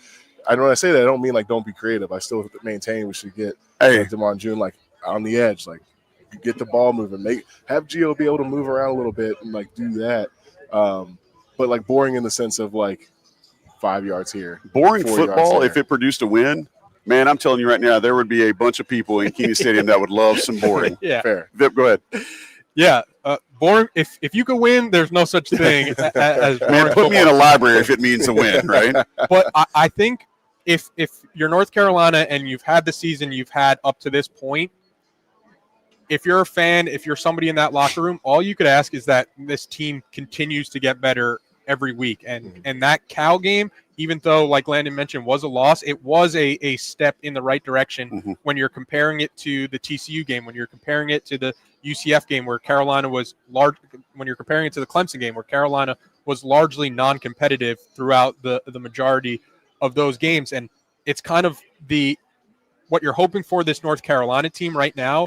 It's the inverse of what why Mac Brown eventually was let go, where yes, North Carolina started the season off great almost every time under Mac Brown, but when the calendar turned to November, they were getting worse every week until you get to that last week of the season and you lose to an NC State team that you should be a lot more competitive against. So I think if you're looking at like how I would define success for this North Carolina team, right now it's not really about the wins and the losses. It's can you keep improving every week and put out a better product every time you come out there. Well, and again, I like the fact that they found a guy last week that they seemingly wanted to prop up. I mean, when you're trying to build something out of nothing, if you can find that one player that you can kind of hang your hat on, and they did that with Kobe Paysour last week. Find the one guy that you can build off of. I mean, if you think about even with Mac's teams recently, they've always had that one guy that was good enough. Like Josh Downs was that guy. You knew no matter what, they were going to find ways to scheme to get Josh Downs the ball in space. Yep. I'm not saying, Kobe Paysour has to have 18 touches today, but you do need to find somebody that you can build an offense around and force the defense to focus on and then see what happens. Yeah. Right. And then, like you guys said earlier, some turnovers and hanging on to the ball and having some longer drives, that wouldn't hurt either. All right, we're going to take our last break. We'll come back, give you a couple of game predictions, get you guys as psyched as you can be. That's relatively speaking with a 2-4 squad, right? We're going to get you guys as psyched as you can be. 0-0 today. That's right. It's one week season. We're gonna get you guys ready, and we'll be right back. Last segment coming up on Inside Carolina Live on 97.9 The Hill WCHL. I'm Ryan Switzer, and you're listening to Inside Carolina Live. I'm Ray Posada, the broker in charge for Coldwell Banker, Howard Perry & Walston in Chapel Hill and Pittsburgh. I connect people with the people that they need to solve a problem, people who need to plan for changes in their estate. A lot of people are coming to this state anew from all over the world and country. So when they do come here and they do purchase property, and they have to learn about the laws, the tax laws and things like that. For more information, go to rayposada.hpw.com. Sundays are game days at Town Hall Grill. Enjoy family-friendly brunch, ice-cold drinks, and every NFL game on big screens with the sound on. Town Hall Grill, where brunch meets football and supports autism awareness in our community. Bring the family, enjoy great food and ice-cold drinks, and be part of a local spot that proudly supports autism awareness in our community. Town Hall Grill, where every Sunday feels like game day. Let's go Tar Heels.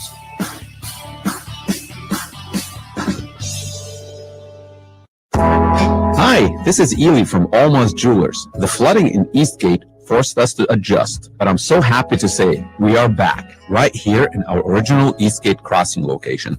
Our showroom is refreshed, sparkling, and ready to welcome you. Whether you're celebrating a milestone, shopping for something special, or just want to stop by and say hello, we are here. Thank you for supporting us throughout it all. Almost Jewelers, proud to be part of this community, now open in Eastgate Crossing.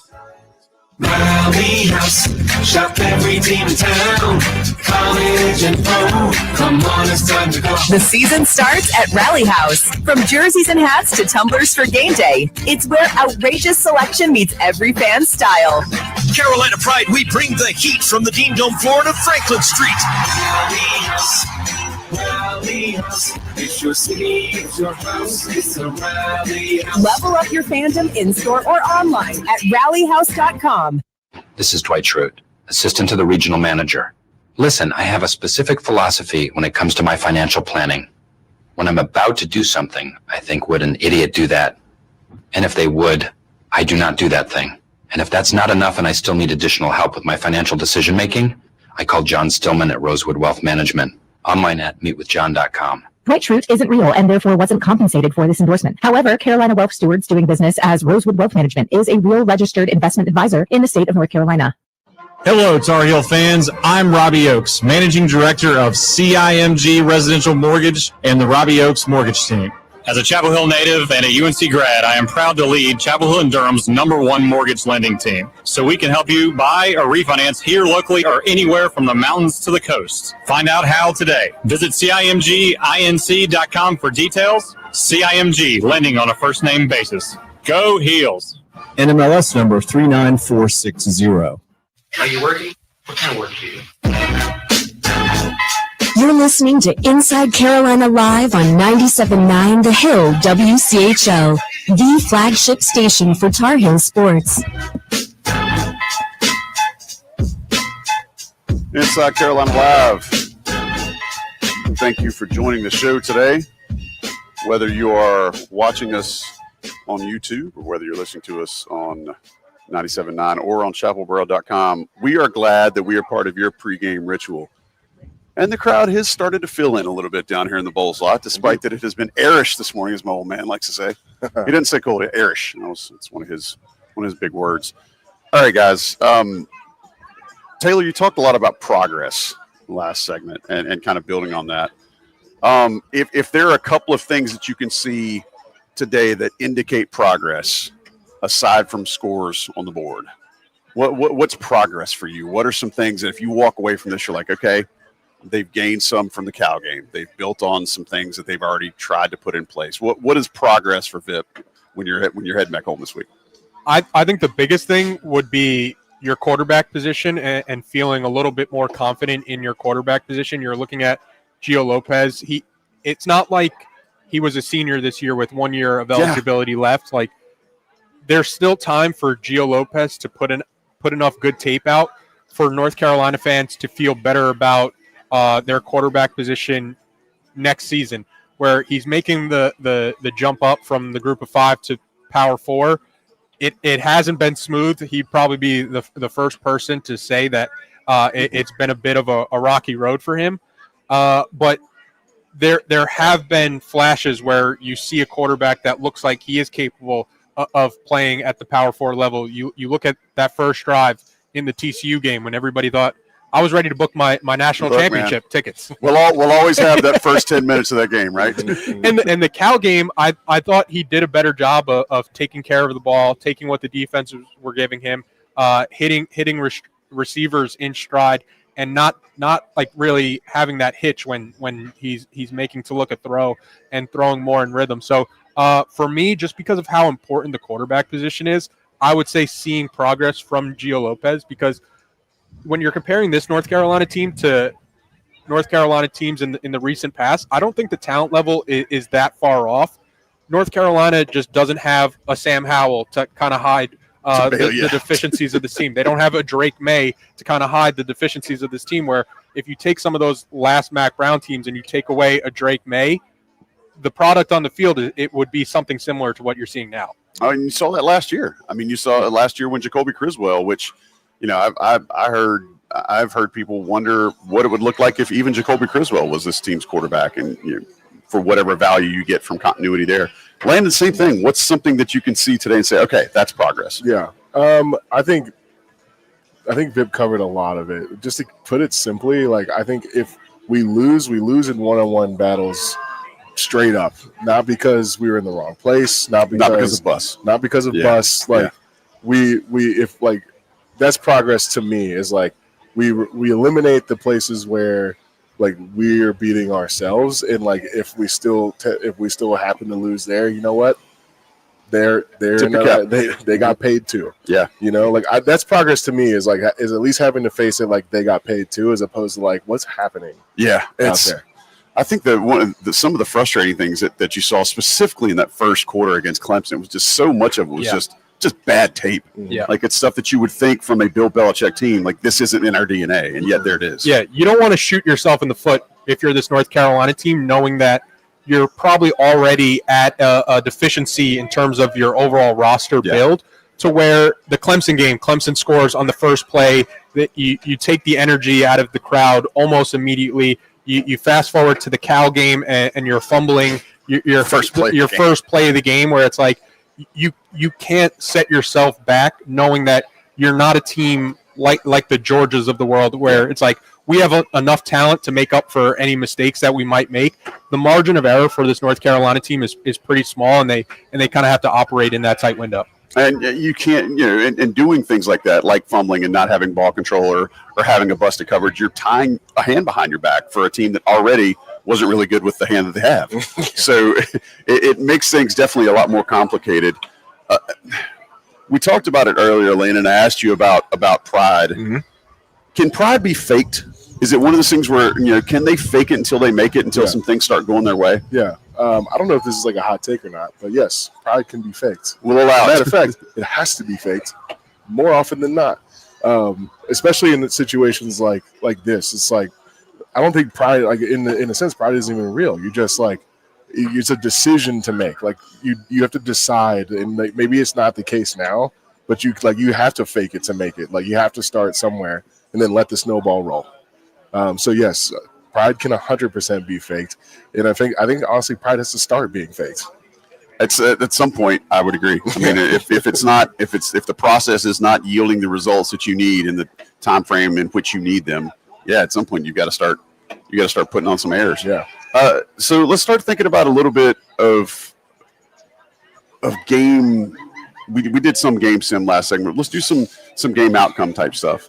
I think nobody is really expecting much out of this North Carolina team, I would say, for the rest of the season. I think if you consider where projections were back in August, I think most North Carolina fans felt like this would be a pretty easy win because there was nothing expected out of Virginia. I think people didn't know what Chandler Morris was going to bring and if they'd have anything around him. And what we've seen is Chandler Morris really settling in, playing in an offense that suits him.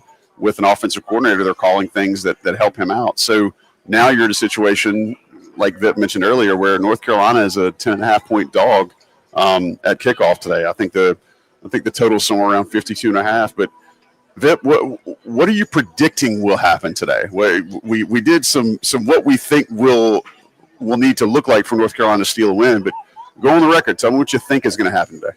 So if I had to make a prediction for this game, I would probably go something along the lines of like 28-21 Virginia.